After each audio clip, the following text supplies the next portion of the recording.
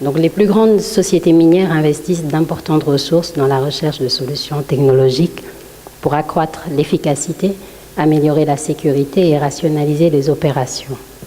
Donc les drones deviennent un outil intégral dans cette transformation en remplaçant les inspections manuelles dans les zones les plus dangereuses et inaccessibles et en recueillant les informations critiques en réduisant drastiquement le temps et la main-d'œuvre requise.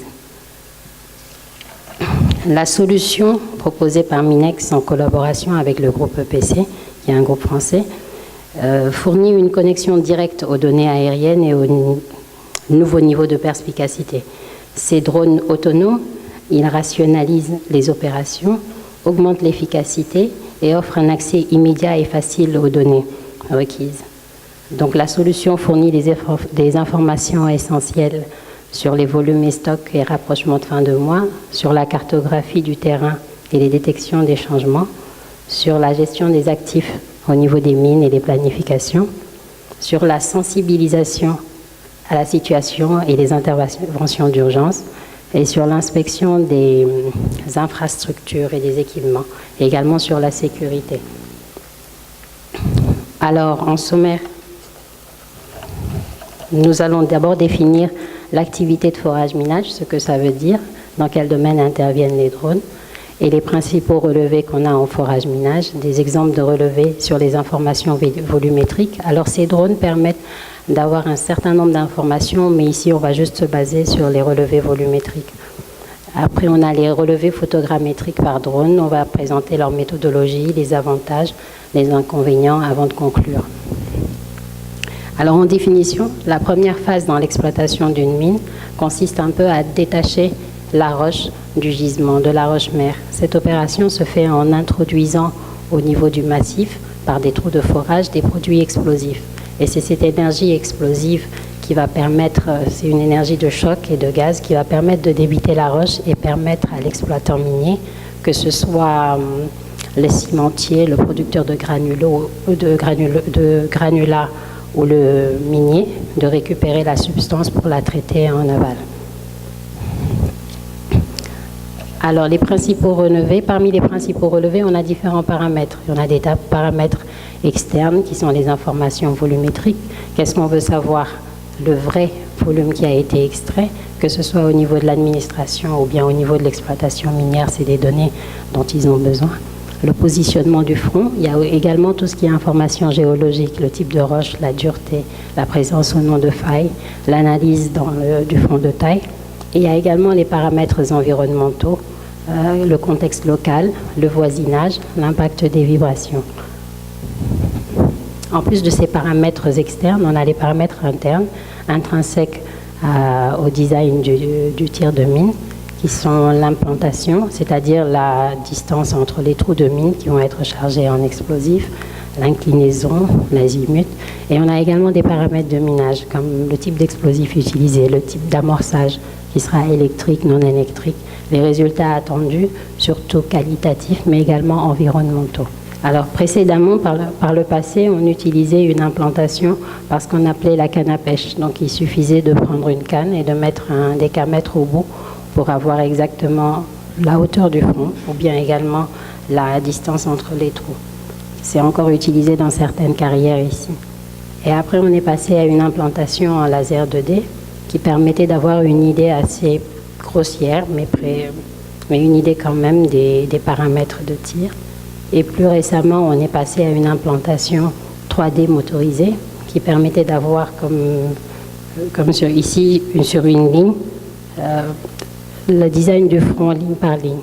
C'était assez précis, mais en plus, maintenant, on est arrivé à la reconnaissance des volumes par des relevés 3D photogrammétriques par drone. Donc, on a des types de drones, les quadricoptères, qui peuvent voler pendant 2 minutes, 2-3 minutes, pour couvrir 4-5 hectares. Et on a également les avions téléportés, téléguidés, qui ont des autonomies d'environ plus d'1 heure et qui peuvent prendre un certain nombre d'informations sur 150 hectares pendant 1 heure, 1 heure et demie.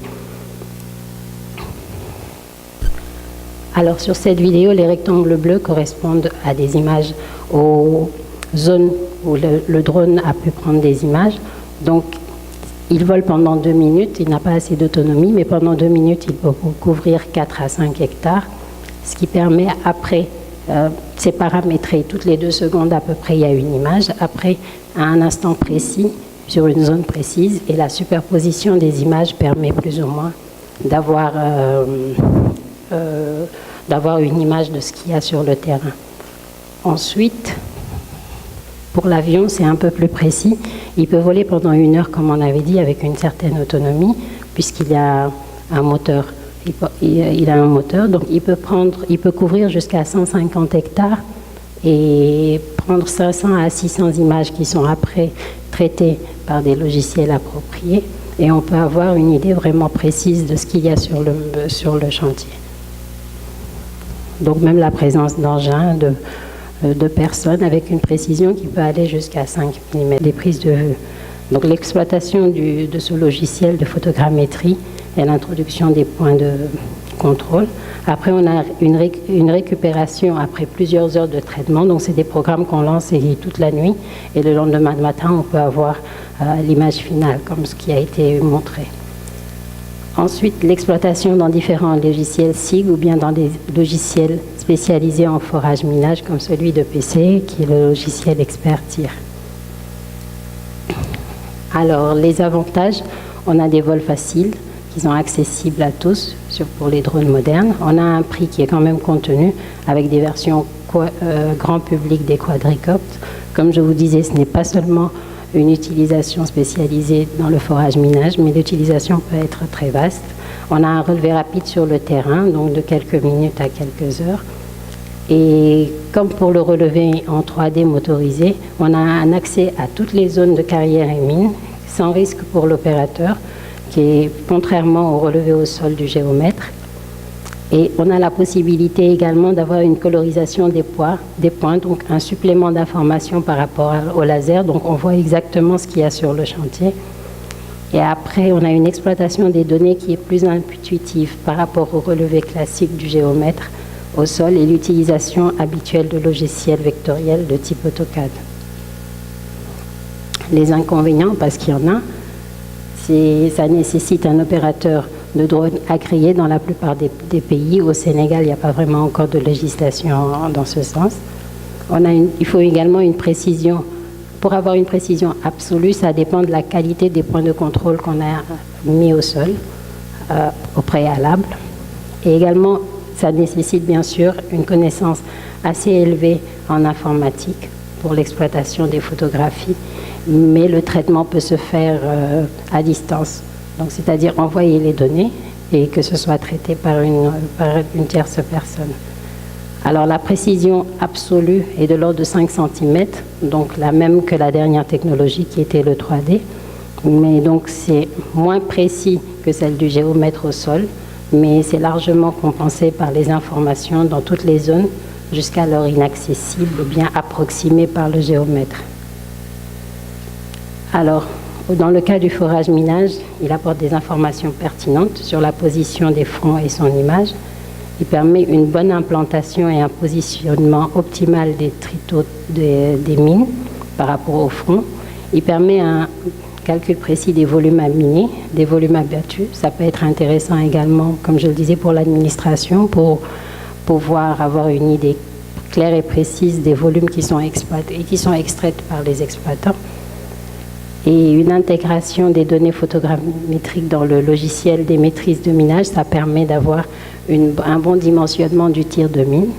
Et il permet une adaptation des charges d'explosifs, donc ne pas en utiliser trop, parce qu'on a vu que toute l'énergie qui n'est pas utilisée pour casser la roche va aller au niveau de l'environnement sous forme de vibrations, de projections et de nuisances en général. Et il permet une géolocalisation. On va avoir un historique de la mine avec des traces des histoires des tirs de mine. Et il apporte une sécurité accrue contre les dangers éventuels du minage par une meilleure maîtrise des paramètres volumétriques. Donc, en conclusion, la photogrammétrie par drone, c'est un nouvel outil à la disposition des opérateurs de forage-minage, mais pas seulement. Il permet une bonne analyse des données volumétriques avant et après les tirs. Cet outil, oui, il vient compléter la méthode de 2D et de 3D qui sont aussi simple d'utilisation. Donc cet outil a déjà au-delà d'une stricte utilisation dans le domaine, permet de nouvelles opportunités pour les carriers, les exploitations des mines, les sociétés de recherche minière. Il autorise des relevés 3D facilités pour l'état des stocks, les différences de volume et les calculs des pertes et les pistes d'accès, etc. Donc Sminex, en partenariat avec EPC et son logiciel d'expertise, maîtrise et exploite parfaitement la photogrammétrie. Et il vient s'ajouter à une longue liste de matériel de mesure utilisés afin d'assurer toujours plus de sécurité et d'efficacité aux tirs qui lui sont confiés. Merci de votre attention.